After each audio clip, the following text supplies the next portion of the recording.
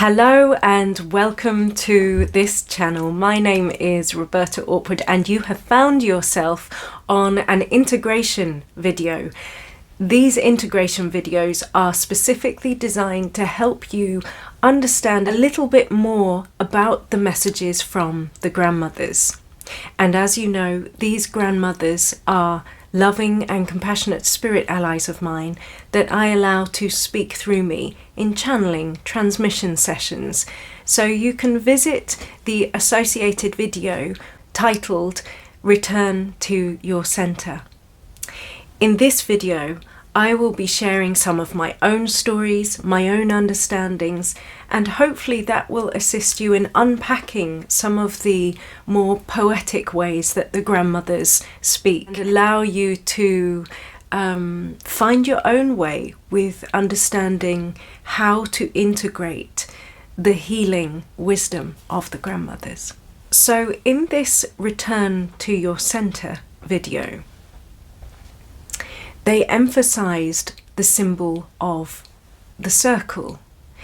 And the main message was that we must inhabit that center place in our life.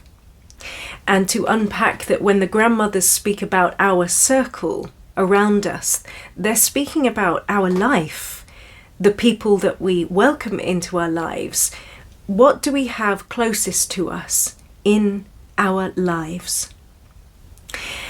And at the center of that circle, which, as they mentioned in the video, there cannot exist a circle without its center, and that we inhabit that place. And I wanted to pose a question to you, which might be helpful for the upcoming Circle Ceremonies. I wondered whether you have a vision of what you perceive your soul to look like.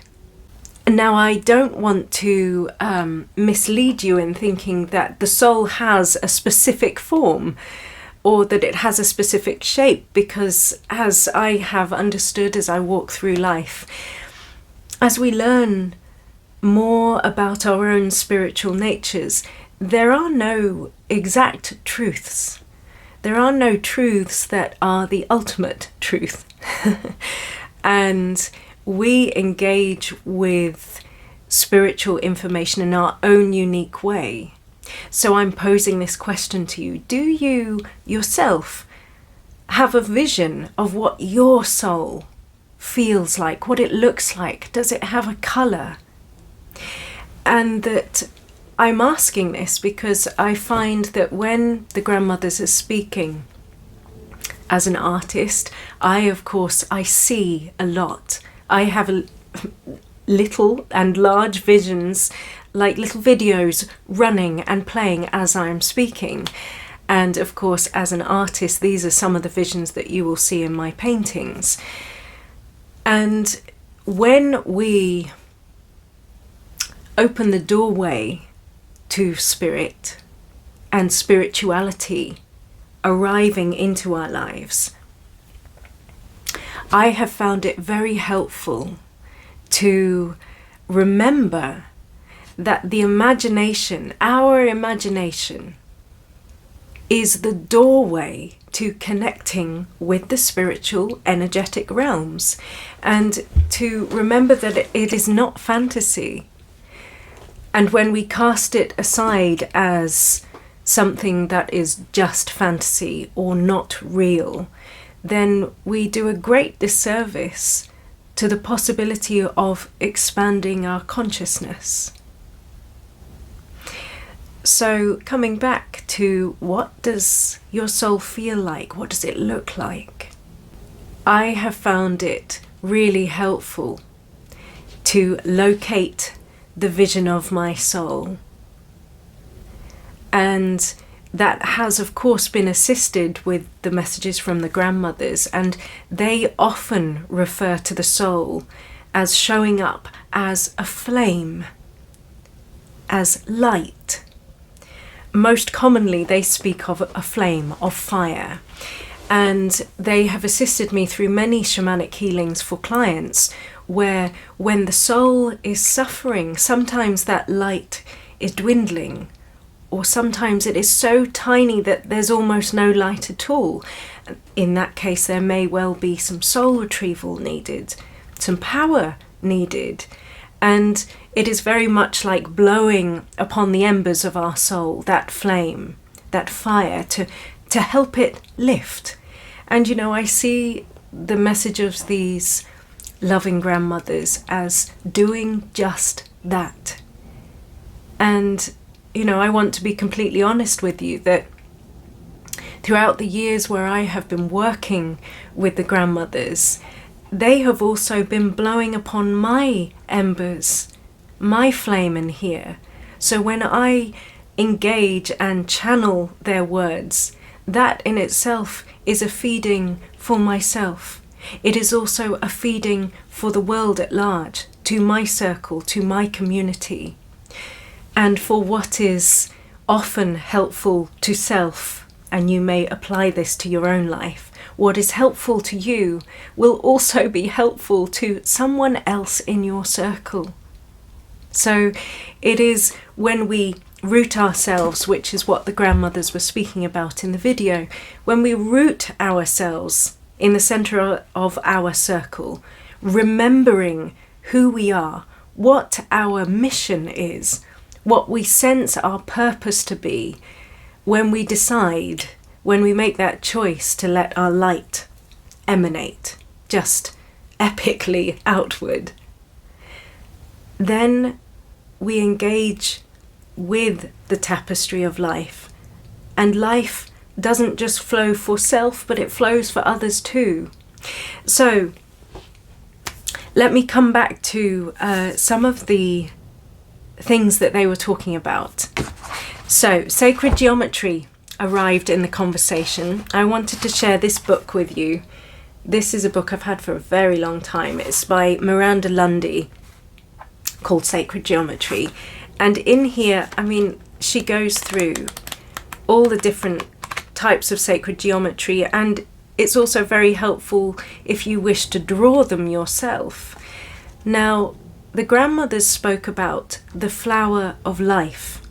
This is a specific form that, this isn't quite the flower of life itself, but you can see the details of it. So it's based upon the symbol of the circle. And look, all of these overlapping circles continue. And this can be infinitely continuing outward. Circle upon circle upon circle, and it will be never ending.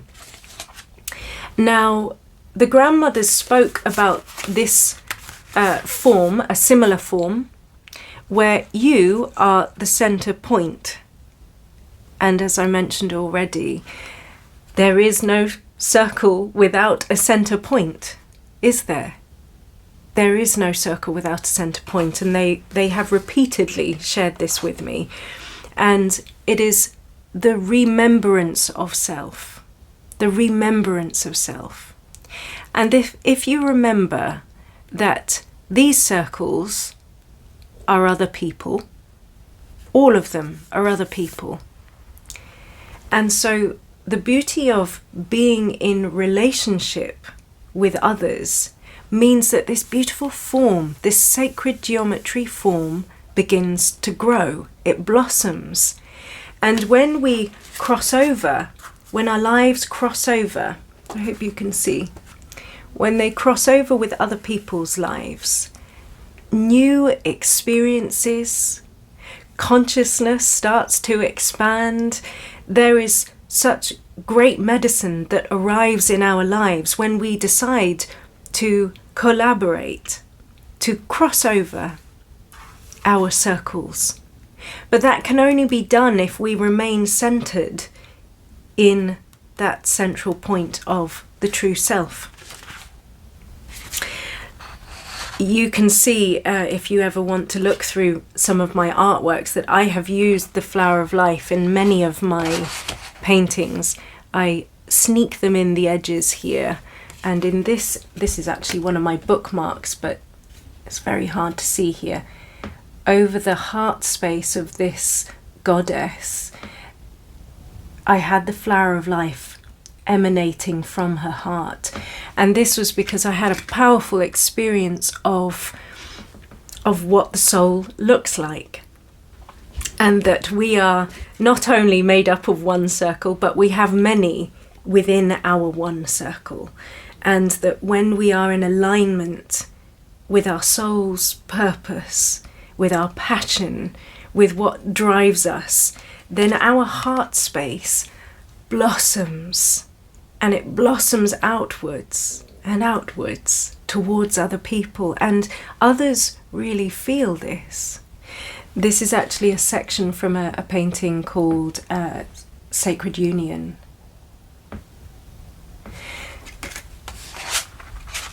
So, there is sacred geometry. They speak about the flower of life.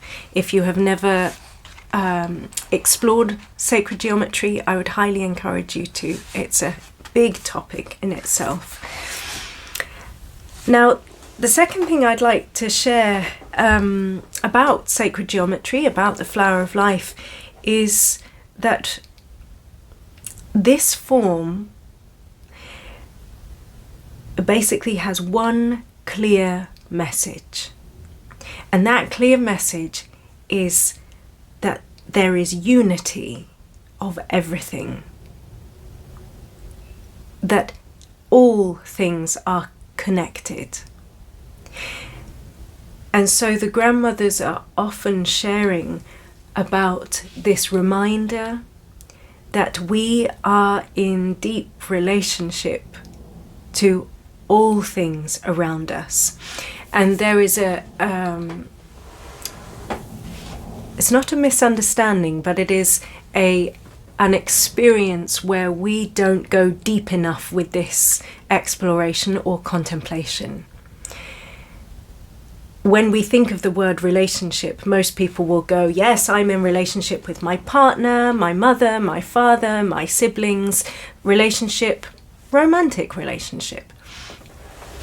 When you start to explore the idea that we are in deep relationship to literally everything in your life, everything, then these circles start to become not just people, but things, places, objects, food, drink, plants, television, everything and anything. And so the grandmothers were encouraging us to be mindful of what dynamics we have to the people, the places, the things, the objects around us. What's the dynamic of that relationship? Does it feed you, or does it drain you? Does that relationship pull you off balance? Does that particular relationship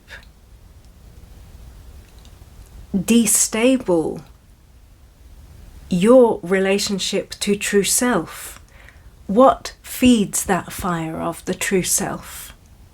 For me, I'll share with you what feeds my true self. Nature. I notice immensely if I don't get outside where there are trees, where there are flowers. If I can only access grass, then, nature itself in all its beauty feeds me. They are spoonfuls of medicine. I must get outside every single day. And that includes standing in the sunshine, having fresh air upon my skin, breathing fresh air into my lungs. Nature is what feeds me, and I feel that the flame of my soul awakens. Getting good rest. These are really simple things, but sometimes they are profoundly difficult for us to choose when we have complexities that are in the process of being unraveled in our lives. The riddles of our lives are continually coming to the surface and asking for our attention. And it doesn't mean that we're failing if, for instance, I didn't get outside. No, I'm not failing. It's just that on that day, I chose to have a priority of something else. What else feeds me? Good food. What else feeds me? Watching the sunrise. Watching a sunset. Having a laugh, being with friends, being in community, being seen, being accepted, having time on my own. I'm a very big hermit, so I love time on my own. But I do know that when I spend too much time on my own, my soul starts to dwindle. It really does. So I wanted also to share a little story with you about the circle and the importance of the circle, about knowing oneself and how we engage gracefully with the world around us. Now, many moons ago, I was on a shamanic training. It was early in the days when I was learning to be a shamanic practitioner, and I was having lunch, and I had a lovely woman sat across from me, and at that time I was exploring what it meant to be connected to all things, to be at one with all things. So I was sat across the table from this woman, and she was sharing a story that was deeply negative. It was overshadowed with darkness, and it was a dark cloth that she was weaving. This story was getting darker and darker and darker, and it was as if every word that came out of her mouth was weaving this very knotted mess in front of me. And I sat there and I listened. But I listened so deeply, as if I was her, that I received those words that she was sharing in a very negative and shadowed way. And this experience I found incredibly disturbing, because what occurred was that as those words arrived in my field, the back of my head began to grow. Not physically. I could feel, and as a seer I could see, that there was this energetic form growing, like a growth in my auric field, and it was attaching itself, it was rooting. And of course this is attached to the mind.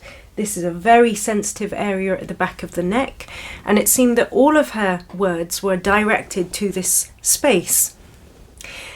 This is said without any blame on the woman who was sharing the pain that she was experiencing, but I found that she could not find any lightness. There were no threads of compassion in her words. She herself could not reach for the expression of love or compassion for anyone else in this story, let alone herself. And I came away from that experience feeling like I was weighed down with some psychic debris piece.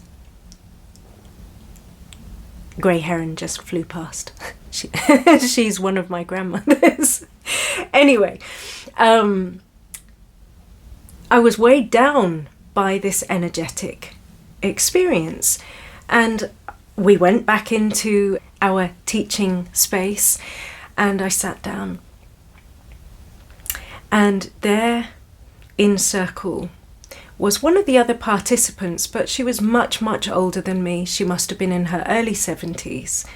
And I regarded her through just seeing her eyes. I didn't need to hear her voice, but through witnessing her eyes, I knew that she was a wise medicine woman.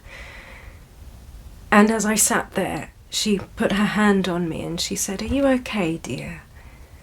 And I said, I'm not really. I've got this thing on the back of my head. And I wasn't so disturbed that I couldn't do anything, but I hadn't experienced anything quite so powerfully. And of course, when you are in these shamanic circles, experiences happen so that you learn and you understand how to walk through life, knowing that we are going to bump into challenging situations. And this woman said to me, very simply, without long explanation, be mindful of who you choose to sit next to in the circle.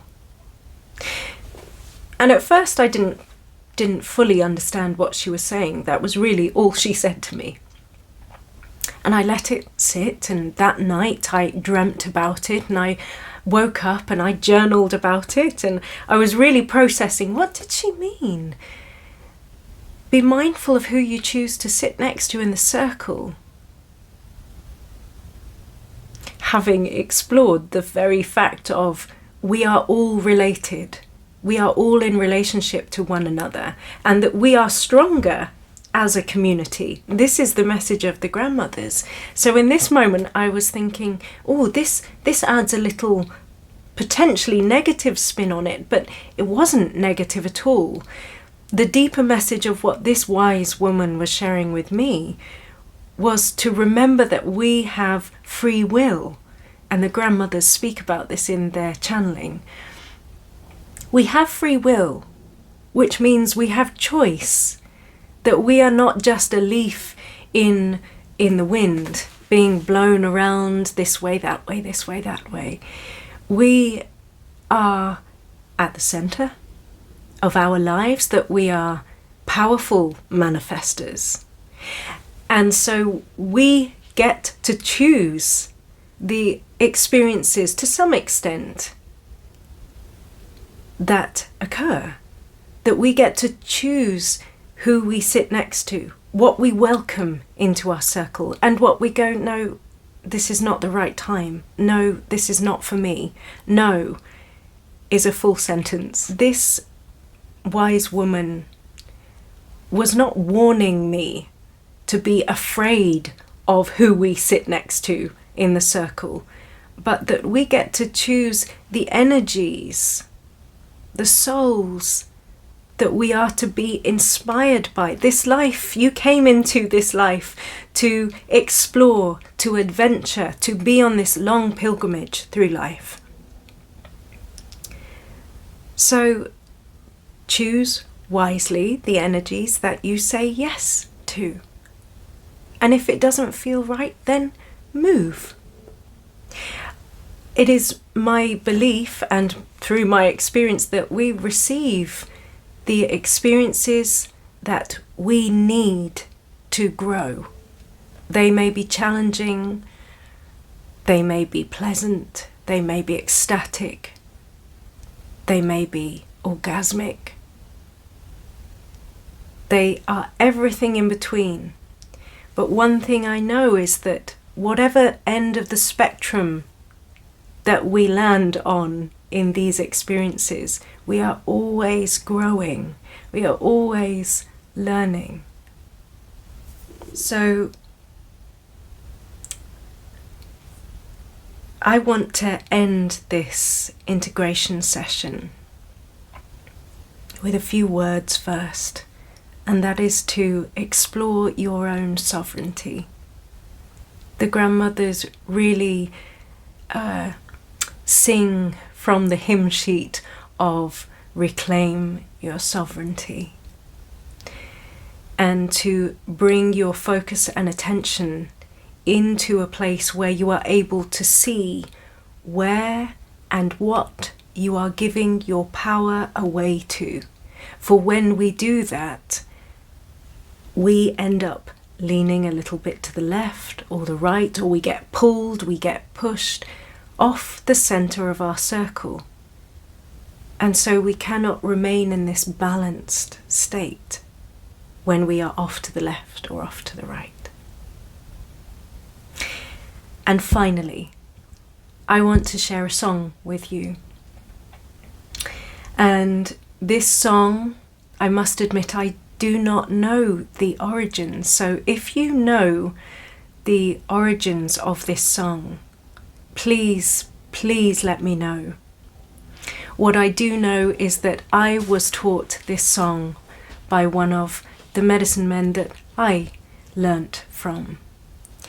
And this song is a healing chant that I have found myself again and again singing.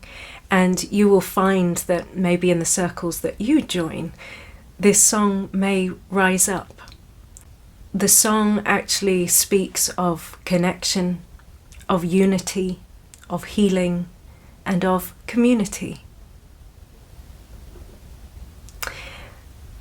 Now I'm sitting here actually, before I sing,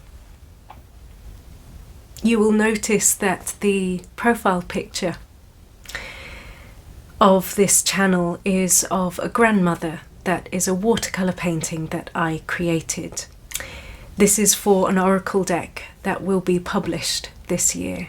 The image is a very special one to me, for she arrives as Lady Love, the spirit of love.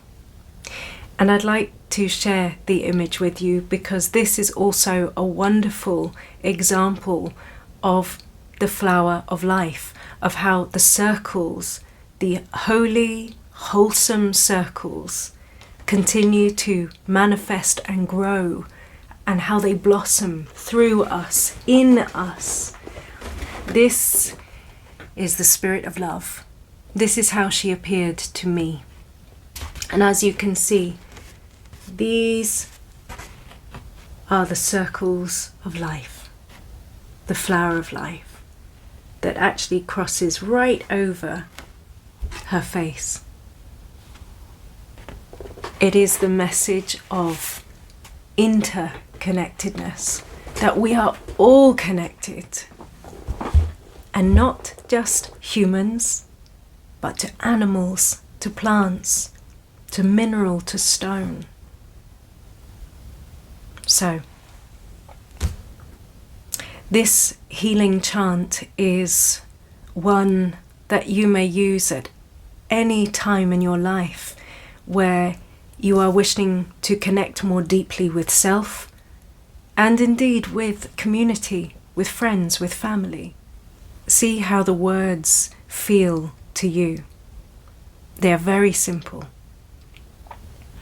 The words I will speak first, and they are: I am a circle.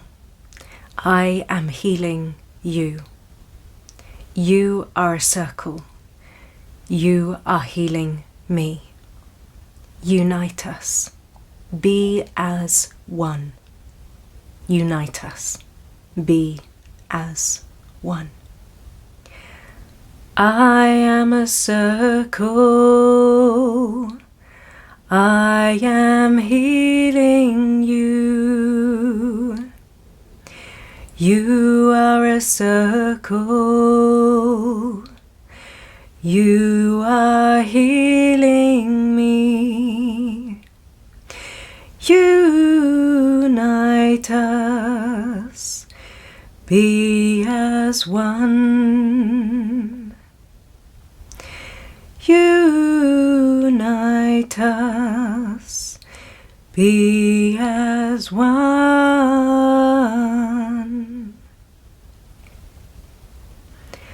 I am a circle.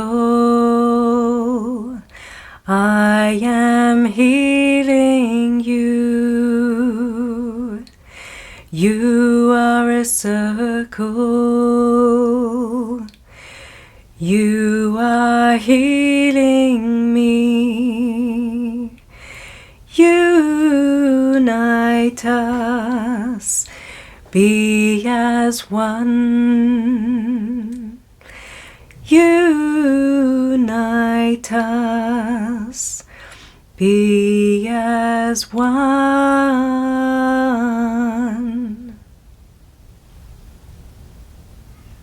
Thank you. And as the grandmothers say at the end of their transmissions,